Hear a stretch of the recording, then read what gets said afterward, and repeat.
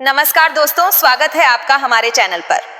राधा अष्टमी का पवित्र पर्व भाद्रपद मास के शुक्ल पक्ष की अष्टमी को मनाया जाता है, जो राधा रानी के जन्मोत्सव का प्रतीक है। यह दिन भक्तों के लिए विशेष है, जब वे व्रत, पूजा और कथा के माध्यम से राधा कृष्ण की भक्ति में लीन हो जाते हैं।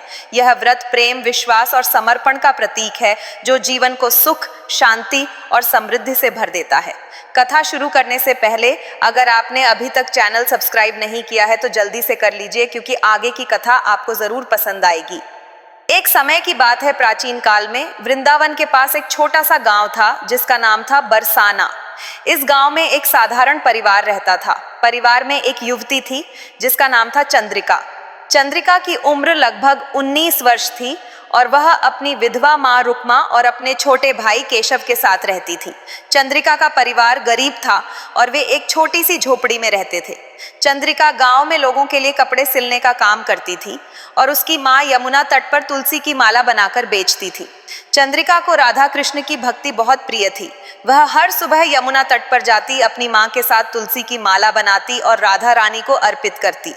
वह मन ही मन प्रार्थना करती, हे राधे, मेरे परिवार को इस गरीबी से उबारो, मेरे भाई को अच्छी शिक्षा मिले और मेरी माँ को स्वास्थ्य दो।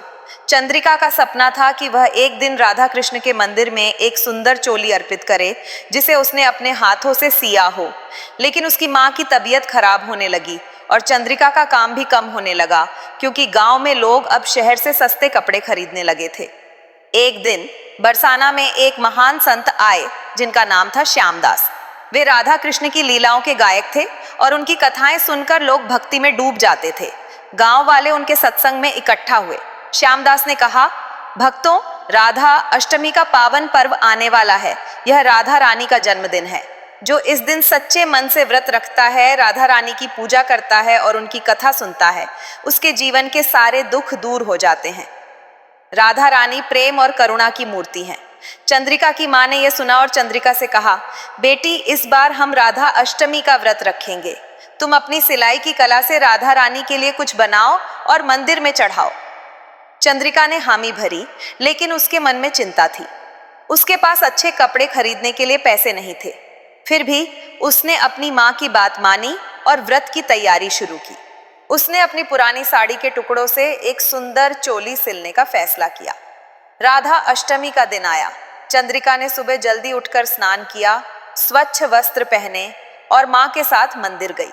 उसने अपनी बनाई चोली और तुलसी की माला राधा कृष्ण को अर्पित की। माँ ने धूप, दीप, फूल और मिश्री चढ़ाई। पूजा के दौरान चंद्रिका ने भजन गाया, राधे राधे जय श्री राधे, कृष्ण कृष्ण जय श्री कृष्ण। पूजा के बाद चंद्रिका ने मन ही मन प्रार्थना की, हे राधे, मेरी माँ को स्वास्थ्य दो, मेरे भाई को अच्छा भविष्य दो और मेरे परिवार को इस संकट से उबारो। तभी मंदिर में एक दिव्य प्रकाश फैला। एक सुंदर स्त्री प्रकट हुई, जिसके वस्त्र चांदनी की तरह चमक रहे थे और माथे पर चंदन का टीका था। उसने कहा, चंद्रिका, मैं राधा रानी हूँ। तुम्हारी सिलाई और तुम्हारी भक्ति ने मुझे बुलाया है। आज मैं तुम्हें अपनी एक अनोखी कथा सुनाती हूँ, जो तुम्हारे जीवन को नई दिशा देगी। राधा रानी ने कथा शुरू की। जब मैं वृषभानु और कीर्तिदा की पुत्री के रूप में अवतरित हुई, तो मेरा उद्देश्य था धरती पर प्रेम और भक्ति का प्रकाश फैलाना। मेरी एक लीला ऐसी थी जो कम लोग जानते हैं। वृंदावन में एक बूढ़ी विधवा थी जिसका नाम था यशोदा। वह कपड़े सिलती थी, लेकिन उसकी कला को लोग भूल चुके थे। एक दिन मैं बाल रूप में उसके पास गई और कहा, माँ यशोदा, मेरे लिए एक चोली सिल दो। उसने अपने पुराने कपड़ों से मेरे लिए एक चोली बनाई। जब मैंने उसे पहना तो वह चोली चमत्कारिक रूप से सोने की तरह चमकने लगी। लोग यशोदा की कला की प्रशंसा करने लगे और उसका जीवन सुखी हो गया। यह लीला सिखाती है कि भक्ति के साथ किया गया काम अमर हो जाता है। एक बार वृंदावन में एक भयंकर अंधेरा छा गया। यह अंधेरा अज्ञान का प्रतीक था। गोपियां डर रही थीं। मैंने कृष्ण से कहा, कान्हा, यह अंधेरा प्रेम के प्रकाश से ही मिटेगा। हमने यमुना तट पर एक रास लीला की। मैंने अपनी माला से एक दीपक जलाया और उसका प्रकाश इतना तेज था कि सारा अंधेरा छट गया। यह लीला सिखाती है कि भक्ति का प्रकाश हर अज्ञान को मिटा देता है। मेरी एक और लीला थी, जब एक राक्षस ने वृंदावन में प्रेम को नष्ट करने की कोशिश की। उसका नाम था लोभासुर। वह लोगों के मन में लालच भरता था। मैंने उसे अपनी बांसुरी की धुन से बुलाया और कहा, लोभासुर, प्रेम में वह शक्ति है जो लालच को मिटा देती है। वह मेरा भक्त बन गया और वृंदावन की सेवा करने लगा। यह लीला सिखाती है कि प्रेम हर नकारात्मक भाव को बदल सकता है। राधा रानी ने चंद्रिका से कहा, चंद्रिका, तुम्हारी चोली में मेरी शक्ति है, अपनी कला में भक्ति डालो और मैं तुम्हारे साथ हूँ। इतना कहकर राधा रानी अंतर्ध्यान हो गई। चंद्रिका और उसकी माँ आश्चर्य में डूब गई। उसी दिन मंदिर में एक धनी सेठानी आई जिसने चंद्रिका की चोली को देखा। वह इतनी प्रभावित हुई कि उसने चंद्रिका को अपने घर के लिए कपड़े सिलने का काम दे दिया। चंद्रिका की सिलाई की ख्याति पूरे बरसाना में फैल गई। उसकी माँ की तबीयत भी ठीक हो गई और केशव को एक अच्छे गुरुकुल में पढ़ने का मौका मिला। चंद्रिका का परिवार सुख और समृद्धि से भर गया। चंद्रिका और उसकी माँ हर साल राधा अष्टमी का व्रत रखती और यह कथा सुनाती। बरसाना में यह कथा इतनी प्रसिद्ध हुई कि लोग इसे चंद्रिका की कथा कहने लगे।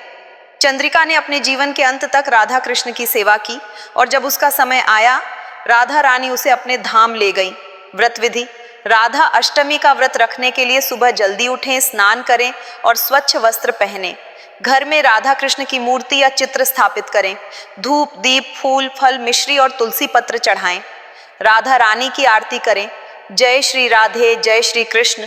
निर्जला या फलाहारी व्रत रखें। शाम को कथा सुने और पारण करें। यह व्रत प्रेम, समृद्धि और भक्ति की प्राप्ति कराता है। दोस्तों, यह थी राधा अष्टमी की एक अनोखी कथा। यह हमें सिखाती है कि सच्ची भक्ति और मेहनत में प्रेम डालने से हर काम सफल होता है। अगर आपको यह कथा पसंद आई तो लाइक करें, शेयर करें और सब्सक्राइब करें। राधे राधे, जय श्री कृष्ण।